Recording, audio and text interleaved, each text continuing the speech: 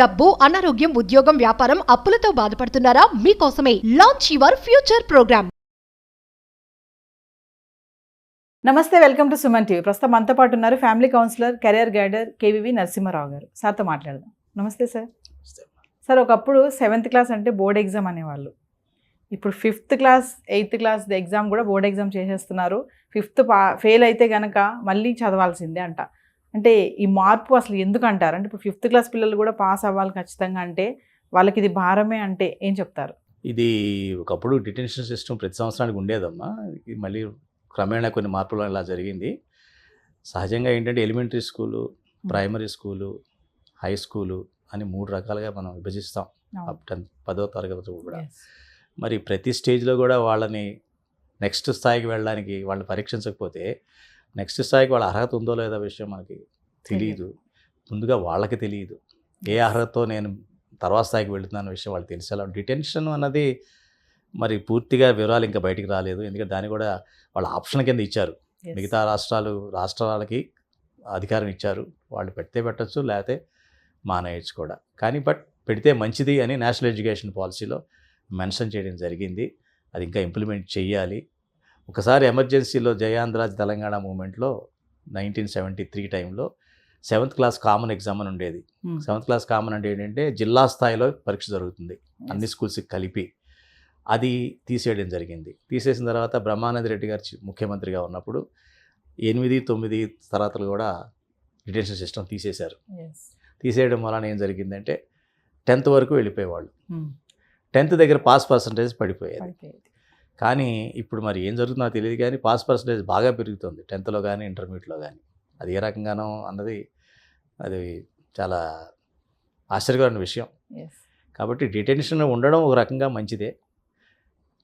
కాకపోతే ఆ డిటెన్షన్ తర్వాత పిల్లవాడు కానీ పిల్ల కానీ మానసికంగా ఇబ్బంది పడకూడదు. వాళ్ళు ఇది నా ఎండ్ పాయింట్ అనే విషయం తెలుసు అన్నట్టుగా వాళ్ళ మానసిక స్థితి లేకుండా ఉండాలి అంటే వాళ్ళని స్కూలింగ్ సిస్టంలోనే డిటెన్షన్ సిస్టమ్ ఉంది అన్నట్టుగా ప్రిపేర్ చేసుకుంటూ 5వ తరగతిలో డిటెన్షన్ ఉందిలే 5వ తరగతి వరకు నేను ముందుకు వెళ్ళిపోవచ్చు అని కాకుండా చిన్న టెస్టుల ద్వారా వాళ్ళు ప్రిపేర్ చేయాలి. 5వ తరగతి బోర్డ్ ఎగ్జామ్కి వీళ్ళని ప్రిపేర్ చేయగలిగితే 2వ తరగతి 3వ తరగతి 4వ తరగతుల్లో కూడా అప్పుడు దానికి వాడు యుద్ధానికి వెళ్ళగలుగుతాడు. అప్పటి వరకు వీడిని వదిలేసేసి అప్పుడు నువ్వు వెళ్ళు అంటే దాన్ని చూసి భయపడిపోతూ వాడు సరిగ్గా పెర్ఫామ్ చేయలేకపోవచ్చు. కానీ 3 స్థాయిలో 3 రకాలుగా వెళ్ళడం అన్నది ఒక రకంగా మంచిదే. కాకపోతే మన స్కూల్స్లో ఉన్న డిఫరెన్సెస్ ఉన్నాయి కదా, ప్రైవేట్ స్కూల్స్, గవర్నమెంట్ స్కూల్స్. అందులో మళ్ళీ డిటెన్షన్ ఎక్కడెక్కువ జరుగుతుంది ఇవన్నీ కూడా చూసుకోవాల్సి వస్తుంది. అంటే సార్ 5th క్లాస్ వరకు క్వాలిటీ ఎడ్యుకేషన్ అందట్లేదని అనుకోవచ్చా? అందుకే వచ్చింది మార్పు అంటే యాక్చువల్గానమ్మా ఆర్ట్ ఆఫ్ అంటే మన ఎలా అంటే రైట్ ఆఫ్ ఎడ్యుకేషన్ ఉండాలి. రైట్ టు ఎడ్యుకేషన్ 10వ తరగతి వరకు కనుక ఒకే తరహా స్కూల్స్ ఉన్నట్లయితే ఇవన్నీ కూడా పెట్టడం సమంజసం. లేకపోతే ఏం జరుగుతుందంటే కొన్ని ప్రైవేట్ స్కూల్స్లో బాగా చెప్తారు, కొన్ని స్కూల్స్లో చెప్పకపోవచ్చు, కొంతమంది ఇన్ఫ్రాస్ట్రక్చర్ ఉండొచ్చు, కొంత ఇన్ఫ్రాస్ట్రక్చర్ లేకపోవచ్చు. వాళ్ళు అర్థం చేసుకునే విధానంలో చాలా మార్పులు, చాలా భేదాలు ఉంటాయి. దానివల్ల ఏం జరుగుతుందంటే యూనిఫామ్గా ఎవాల్యుయేట్ చేయలేం.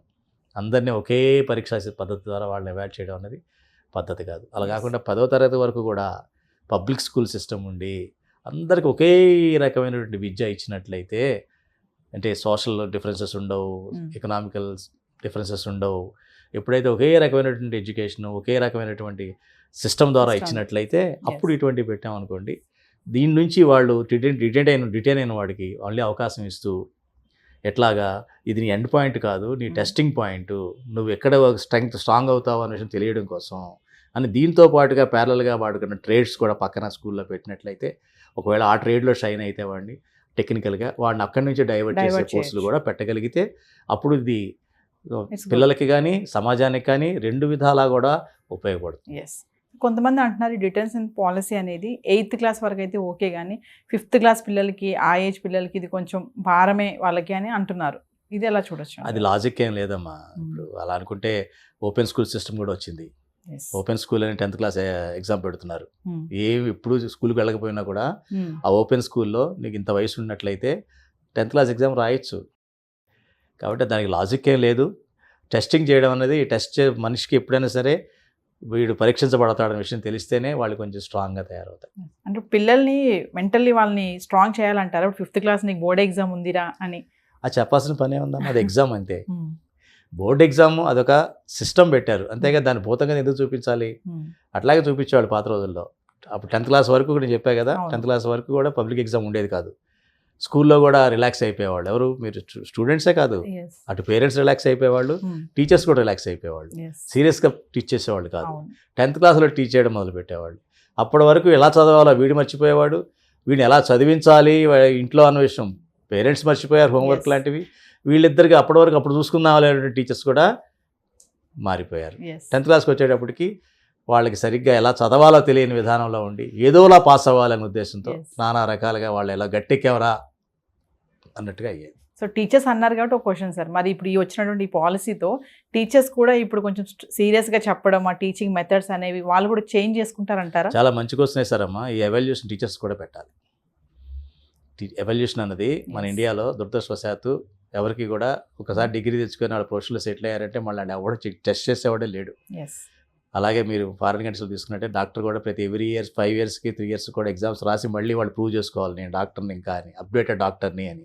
అలాగే టీచర్లకు కూడా వీళ్ళకి కూడా టెస్టులు పెట్టి వీళ్ళకి నేను అప్డేటెడ్ టీచర్ని అన్న విషయం ఉన్న వాళ్ళకే పెడితే వాళ్ళ డిటెన్షన్ వీళ్ళ డిటెన్షన్ రెండు ప్యారలల్గా నడుస్తాయి. కాబట్టి ఇప్పుడు ఉన్న డిటెన్షన్స్ పనిష్మెంట్స్ ఉన్నాయి టీచర్స్, కానీ పాస్ పర్సెంటేజ్ తగ్గితే వాడి పనిష్మెంట్ అంట. అంటే అలాగే వాడే చీటీలు ఇచ్చి పాస్ చేస్తాడు నాకు తెలియదు. ఏదేమైనా ఇప్పుడు 5th క్లాస్ 8th క్లాస్ అంటే 5th క్లాస్ పాస్ అయితేనే ప్రమోట్ అవుతారు, లేదంటే మళ్ళీ బ్యాక్.